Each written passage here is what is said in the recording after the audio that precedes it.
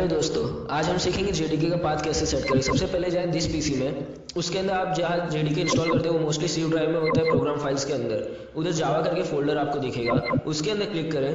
JDK 8, 7 जो भी आपने डाउनलोड किया है उसके अंदर बिन में जाए और ऊपर जो सर्च बार होता है उसे क्लिक करें और फिर वो पाथ को कॉपी कर लें। इस पाथ को कॉपी करने के बाद आप जाएं दिस पीसी के अंदर और उसके बाद दिस पीसी में आप जाएंगे तो उसके बाद एक प्रॉपर्टीज होता है, राइट क्लिक करिए, प्रॉपर्टीज चालू करिए। उसके अंदर एडवांस सिस्टम शेयरिंग करके ऑप्शन है, सेटिंग करके उसके अंदर जाए एनवायरमेंटल वेरिएबल्स। उसके अंदर आप नीचे वाले में देखेंगे तो उसमें आप नीचे जाएंगे, पाथ करके लिखा है, पाथ करके उस पर डबल क्लिक करें।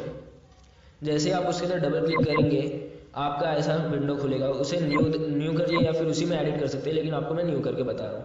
उसके अंदर आप पेस्ट कर दीजिए तो फिर ओके करिए। आपको एक नया फाइल भी मिला रहता है JRE करके, आप जाइए फाइल में और फिर उस JRE का भी सेम प्रोसेस है, आप प्रोसेस से करें, इस वीडियो में दिखाया गया है।